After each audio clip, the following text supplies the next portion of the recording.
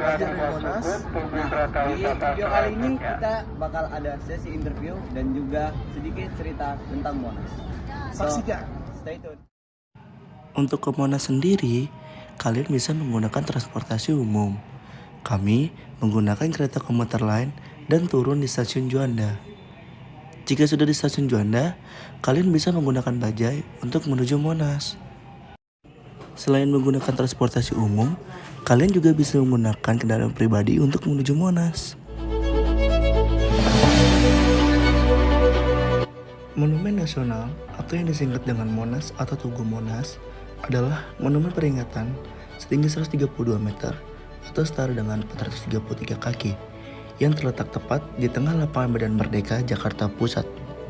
Monas didirikan untuk mengenang perlawanan dan perjuangan rakyat Indonesia dalam merebut kemerdekaan dari pemerintahan kolonial Kekaisaran Belanda. Pembangunan dimulai pada 17 Agustus 1961 di bawah perintah Presiden Soekarno dan diresmikan sehingga dibuka untuk umum pada 12 Juli 1975. Tugu ini dimahkotai lidah api yang dilapisi lembaran emas yang melambangkan semangat perjuangan yang menyala-nyala dari rakyat Indonesia. Berikut merupakan harga tiket masuk Monas. Jika kalian hanya masuk ke kawasannya saja, kalian tidak akan dikenakan biaya ataupun gratis. Tetapi, jika kalian masuk ke Tugu Monas, kalian akan dikenakan tiket masuk. Jika kalian ke Cawan dan Museum, kalian akan dikenakan biaya untuk dewasa di harga 5.000, untuk anak-anak di harga 2.000, dan untuk mahasiswa sendiri di angka 3.000. Dan jika kalian ingin memasuki puncak Monas, kalian akan dikenakan biaya untuk dewasa di harga 15.000, untuk anak-anak di harga 4.000, dan untuk mahasiswa di harga 8.000. Dan untuk jam operasional sendiri, menurut informasi dari berbagai sumber, Monas buka setiap hari mulai pukul 8 pagi hingga pukul 4 sore. Tetapi, khusus pada hari Senin, Monas akan ditutup untuk umum. Sehingga pastikan Anda berkunjung ke Monas di luar hari tersebut ya. Untuk Monas sendiri, Monas memiliki berbagai atraksi di dalamnya. Mulai dari berkunjung ke Museum Monas, berkunjung ke Ruang Kemerdekaan, naik ke pelataran puncak, melihat air mancur menari, melihat rusa, berolahraga di sekitaran Monas, hingga menikmati seni rupa yang berada di Monas.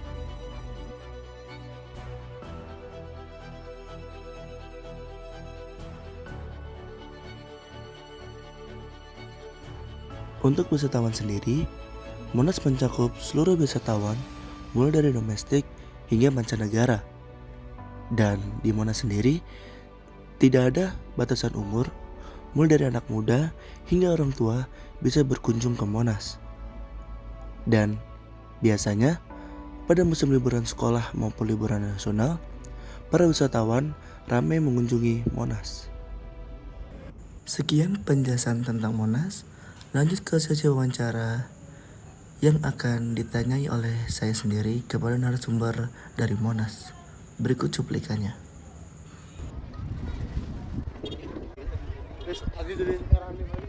Baik, Assalamualaikum warahmatullahi wabarakatuh. Waalaikumsalam warahmatullahi wabarakatuh. Perkenalkan Pak, saya Gilang dari program studi manajemen bisnis pariwisata Universitas Indonesia. Di sini kami ingin pertanyakan tentang Monas. Ya, silakan. Yang pertama itu Pak, kami ada pertanyaan itu, apakah ada partisipasi atau kolaborasi antara manajemen kawasan dengan instansi lain seperti pemerintah, swasta, komunitas lokal, dan wisatawan yang transparan melalui teknologi informasi dan komunikasi mengenai manajemen di kawasan wisata, seperti mempertimbangkan kebutuhan wisatawan di kawasan wisata. Ya. Monumen Nasional ini secara jelas di bawah pengelolaan Pemprov DKI Jakarta. Jadi kebijakan apapun bersumbernya dari Pemprov DKI Jakarta. Nah, kami di bawah Dinas Pariwisata dan Ekonomi Kreatif. Kalau pertanyaan apakah ada keterlibatan, itu pasti ada. Hanya memang regulasinya kita hanya menerima saja dari kebijakan Disparekraf tentunya. Program-programnya apa saja. Baik itu dalam sisi pelayanan dan hal lainnya. Misalnya tentang digitalisasi, ya kan sekarang eranya nih pengembangan informasi melalui digitalisasi. Tentu pasti ada.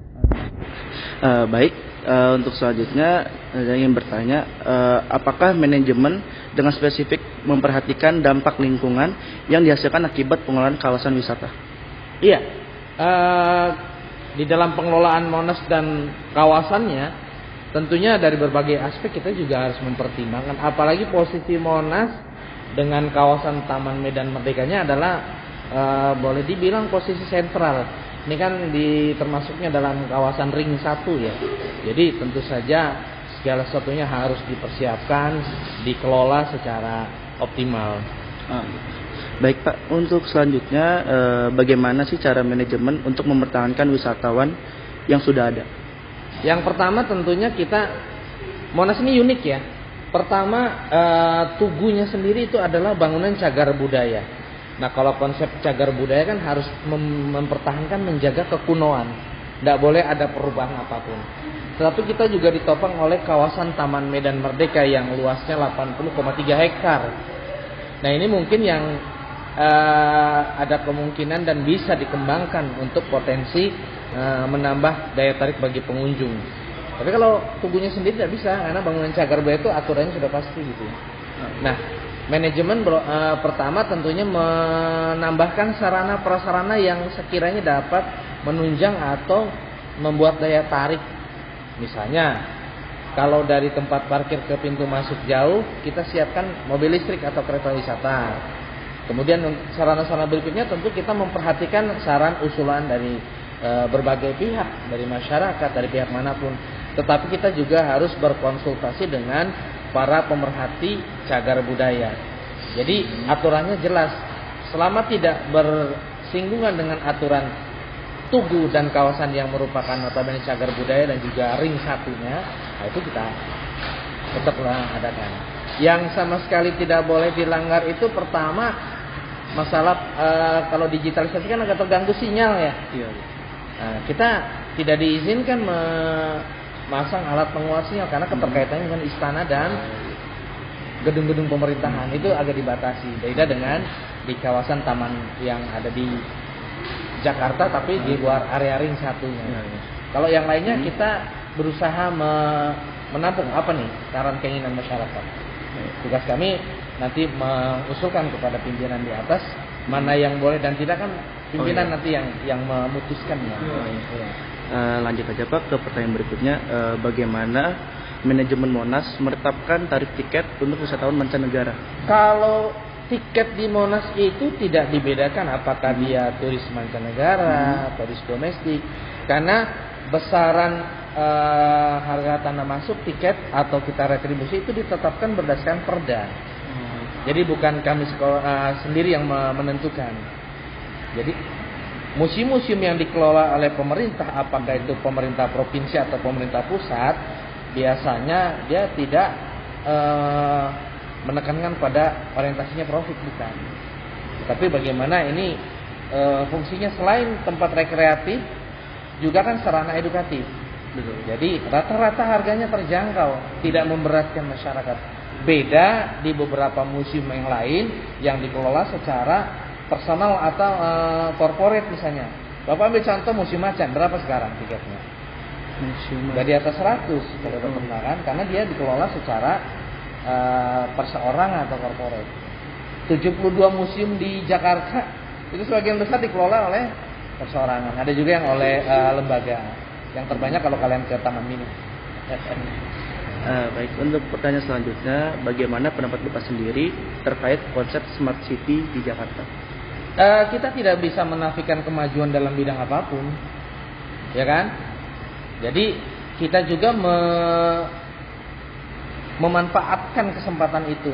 Contoh ya, ketika pandemi kemarin kan kita benar-benar nggak ada layanan, tetapi kan kita terus update kepada masyarakat luas bahwa walaupun Monasnya tutup, tapi kami tidak berhenti bekerja.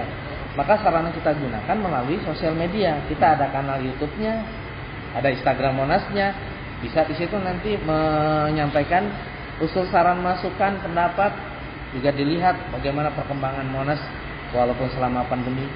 Nah, kedepannya tentu ya ini akan terus dioptimalkan sepanjang itu bisa memberikan tingkat kepuasan kepada masyarakat.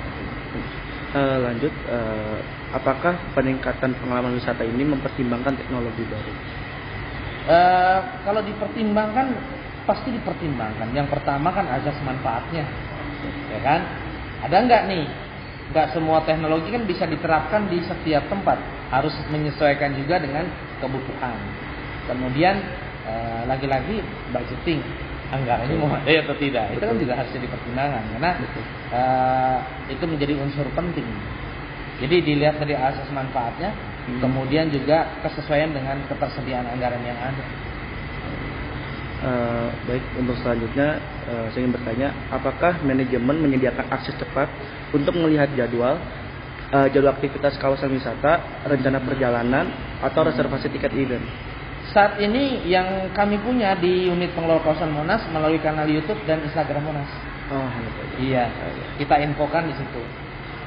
Mungkin kedepannya yang saya dengar dari Disparekraf nantinya akan mungkin yang lebih lengkap melalui kanal Disparekraf kali ya, karena kita di bawah Disparekraf, jadi lebih banyak kesana nanti kanalnya yang dioles, jadi nanti ada websitenya tersendiri disiarkan. Untuk pertanyaan selanjutnya, Pak, apakah kawasan wisata memanfaatkan warisan budaya dan industri kreatif di wilayahnya untuk menambah pengalaman berwisata, dan bagaimana caranya?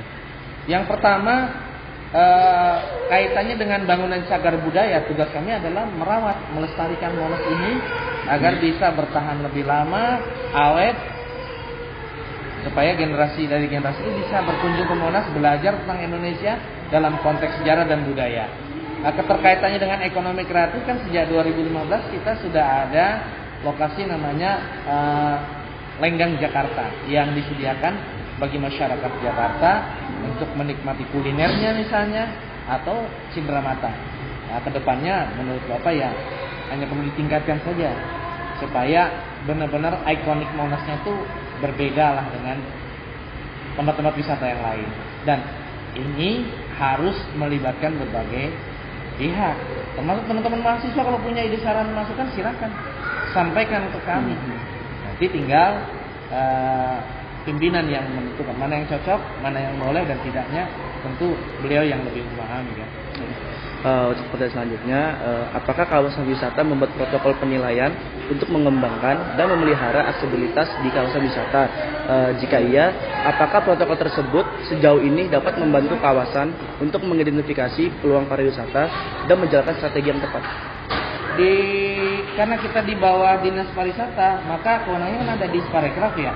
Itu dalam 1 tahun yang saya ingat, yang Bapak ingat ya, 2 atau 3 kali selalu dilakukan kuesioner kepada masyarakat, dilemparkan bagaimana tingkat kepuasan masyarakat dengan apa yang sudah kami sajikan. Juga biasanya juga ada dari beberapa pihak, misalnya dari rekan-rekan mahasiswa yang tertarik di bidang pariwisata, mereka juga titip kuesioner ke kami. Sasarannya siapa nih? Ke pengunjung langsung. Ya, tergantung apa yang mau ditanyakan kan. Biasanya sih 2 arah, pengunjungnya diberikan pertanyaan juga, kemudian petugasnya juga diberi kuesioner juga untuk bagaimana langkah-langkah peningkatan kualitas pelayanan dan lain-lain. Untuk pertanyaan terakhir, Pak, kami ingin menanyakan, Bapak boleh menyebutkan jaringan ICT atau teknologi baru yang digunakan untuk pengelolaan kawasan wisata, dan apakah ada kesulitan dalam menjalankan jaringan ICT atau teknologi baru tersebut? Ya, seperti yang Bapak sampaikan di awal tadi, kita inginnya memakai semuanya teknologi itu, tetapi sekali lagi memang keberadaan Monas ini ada di satu, jadi memang sangat-sangat dibatasi. Betul. Mau sinyal aja dibatasi, bagaimana pemakaian yang lainnya. Tetapi kedepannya tentu harus ada kebijakan yang lebih real lagi, karena ini satu kebutuhan. Tapi artinya sekali lagi regulasi tertinggi kan ada pada pemerintah pusat. Dalam hal ini Sekretariat Negara sebagai pengelola aset di kawasan ini. Iya. Sekian Pak pertanyaan dari kami.